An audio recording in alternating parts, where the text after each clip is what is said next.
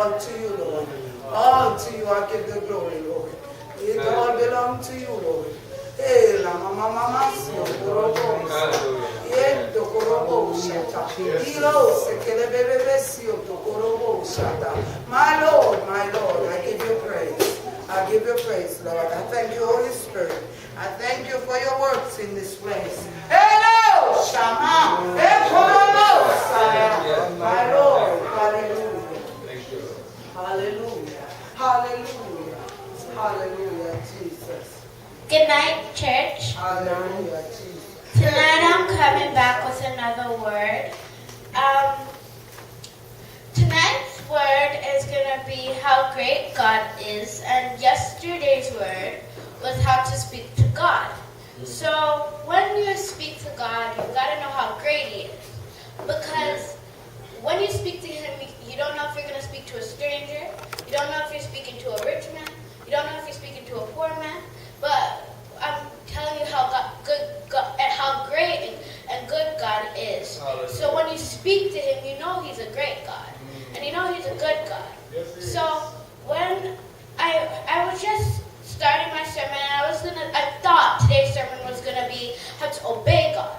But then today when I came here and at like 5 o'clock, God said, no, that's not gonna be your sermon. And today, now my sermon is how great God is.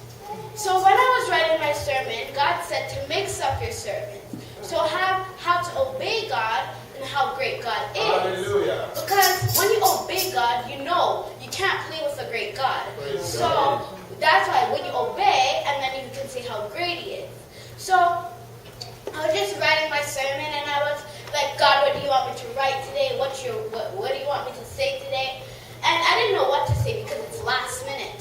So I don't have time to do anything. I don't have time to go searching up into the Bible. I didn't have time for anything. So I just asked Him, because how Pastor Nadine Brown says, God is immediately. So I asked Him, what do you want me to say tonight? And God told me to tell all of you guys how great He is. Because God is so good. And God made all these miracles in our life, like your miracle and your miracle, Brother Peter's miracle, and all of our miracles. Because sometimes we feel like we're actually going to die. But God said we have to fall before we can fly. So when you're falling, that's like feeling you're dying. But God knows. He just wants you to see how God wants another testimony. And if God wants a testimony, He's going to put you down first. Yeah. And then when He makes you fly, He's going to give you a testimony. So that's why God said you need to fall before you can fly. Because He wants there to be a testimony. Because like how yesterday I said, people are not following God anymore. People don't want to listen to God anymore. People think God is dead. People don't think God is alive. So that's why I said how God is so good is He wants a testimony. So more people can go pass it on to the next person, Because it's just really good. And so God would be happy for more people to just come on with Him. Because God said, people are falling off of me. People don't care about me no more. People think I'm dead. People think I'm not alive. So He just wants more testimonies. So when I was saying, God, what do you want me to speak today? And all those stuff. And He said how so many people think God is not great. God was probably great before when He lived, but He's not great anymore. But I'm asking, how come famous people that died, they're still passing on their legacy?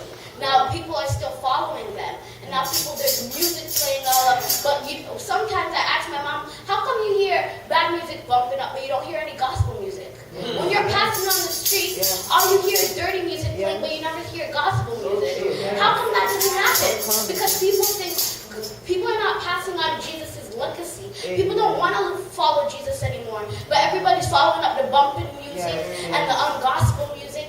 So that's why God is losing people, because people are following the opposite way. The devil's taking more people. But that we're here tonight, we're just here to spread gospel. That's why this is called a revival, because we're going to revive people up with God. We're going to revive people.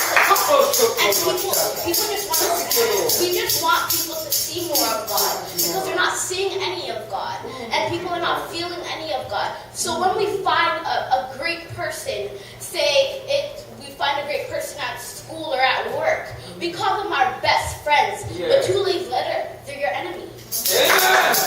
Hallelujah. When you have a Jesus. Hallelujah. and he will be your best friend. You can call him your best friend. But then when you die, he's still your best friend. Not the 2 years later, you can call him your enemy. He will be your best friend for life. You can't say that. I can't say, oh, my best friend from school is going to be my best friend for life. Because we're only going to be best friends for a year. We're only going to be best friends for 3 years. But I have a God who can be my best friend for life. So that's why I say how great God is. Because I just think about sometimes when I'm thinking to God, and when I'm saying, God, it's going hard in school, Father God. Father God, I need more help and stuff like that. But God always says, even if you feel you're going to fall, you're making it. You feel like you're falling, but you're actually gaining it up. Because if God is actually holding your hand, and if God actually died for us, He won't let us die. He wouldn't let us sit there and cry and let us die sitting right in our spot. Because if God said He's holding our hands, and if God said He's going to be with us the whole time, He will not let us sit there and die. He's going to pick us up back again. And He said, you can fly now. You're with me right now, so you can fly. We could go through this track together. We could stay all together. We could do what you want. We could do what I want you to do. Now, when I speak to God, and when all of us speak to God, God gives us something to do. Like when you have a job and they qualify you for something, you always have to do something. But when you don't do it, they say, why haven't you done this? Or why haven't you done that? Or do this again, or do that again. That's what God does. When you don't listen to God, when you don't obey God, He's going to say for you to do that again. Or He's going to say, you got to redo that. Or He says, you have to do that. That's what God is, and that's how I make God. How I remind and like how I feel and I know God is because like a teacher. When you listen to your teacher, you get rewards. You get good things. Like probably you would get a lollipop, but with God I can get more. I can get thousands of things. I can get helmet, everything I need. Like as I said to my mom, God is like a fridge. You just go pick what you want out of your fridge, but you got to get some. You have to give something to get something. Amen. So when you're going to the grocery store, you have to give the money to get your food. So now you have to give God the praise to get your glory.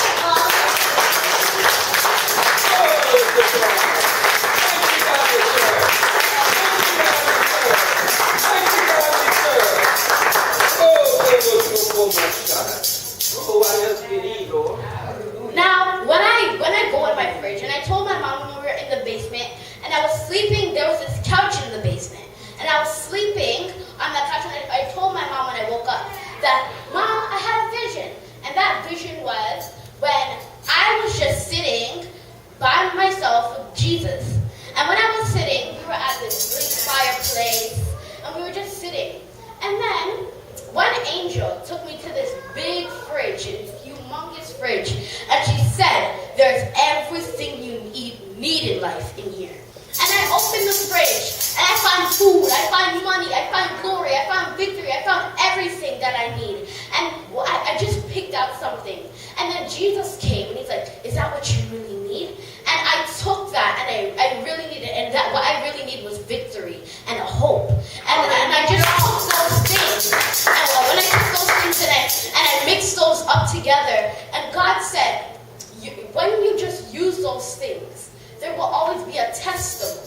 And then when you have your testimony, you're going to touch people. And then when you touch people, more people are going to come with me. Amen. And when more people come with me, my place is going to be filled. And I'll be so happy. And I'll feel so good. But some people don't want to open the fridge. People don't want to see what they want. People are just crying, saying, God is not giving me anything. God's offering you anything, like you said. You said, and all of us said, that God, we have a heart. And God is in our hearts. But when He knocks the door and you don't answer, He's knocking to give you something. But when you don't answer, you're just sitting there crying. You're like, God's not giving me anything. You're crying for no reason because God's knocking to say, come, I have something that you need. But you're there crying out and going to tell people, I don't have no money. I have no food. God's not giving me anything. God's like, here, take it. But you don't want to give it. You don't want to take it. And that's how people are not obeying God. Because something. And as I said, it's like a grocery store. You pick your apples, you pick your egg, you pick your meat, you pick your vegetables, you pick all the things that you need. And when you pay for it and you're like, oh, I'm $1 less, or I need to pay $10 more, or something like that, then probably somebody can come up and say, oh, here's an extra $1, or here's an extra $10, because what you gave to somebody before, they're trying to give you back. So that's like when you give, you get. Now, I gave a lot, and I told God, I need to give, but sometimes what you really, really want, you don't want to give it away. You just want to keep it for yourself. But sometimes, when you give it away, you're going to get something more than that. Yeah. You're going to get something double time of that. Or say you have only $10 in your pocket, and you need to give it to somebody else. Like, you want to give to somebody else. And you're like, you know what, that's only $10 I have. I need to go use that on gas. And then God's like, use that $10. And you don't use that $10, at the end of the day, sometimes when you're going to go get gas, you probably lost your $10. Or probably, something happened. So when God says to give you $10, you can give that $10, so God can probably give you another $20 back. Or, so that's how you give so you can get, and you can get more things. So that's another way to obey God. So, sometimes, all of us have disobeyed God before. Every single one of us. But there always was a consequence. One of the consequences was probably God told you, you need to do this right. And when it happens again, you listen to me again. Or probably, God make you hurt, or He will break your arm, or He will make you have an ache, or make you sick. That's another consequence. But now, right, you know you can do it again. When you do it, when that happens again, you know you have to do the right thing, so God, that wouldn't happen. Now, I had things in my life that I know I'm really thankful, because now I have something, I got something back. Like in class when my mom took me back to school shopping, and I had 3 markers, and because I left all my markers home, and my friend asked for all 3 colors that I had. In my class, our teacher didn't have any crayons or markers or pencil crayons or anything like that. So I am like, but these are the only markers I have. I can't give those away, and like for her to borrow them, because we were doing a coloring. So then I was saying, no, you can't use them, because I need to use them for me to color. And my friend, she was like sitting there crying because she had nothing to color with. So then I said, here, you can take all 3 of the colors, but give them back to me. And she didn't give it back to me, she lost them. But then after that, my friend, she had a whole box of pencils and crayons and markers, and she said I could keep them. And then that's why I was so happy, because now I know when I gave something, I could keep them. But the next day I gave the box of pencil, crayons, and markers back to my friend. So that's how I could just give something and get something back. Amen. And I hope that teaches all of us to give something, and when we give something, we can get something back. And it'd probably be a big sacrifice, but let's just give it. Only if God says you have to give it. So that's how I said in the starting how great God is and how you can obey God at the end. And I hope you liked my word, and have a God bless night and a good tomorrow. Yeah.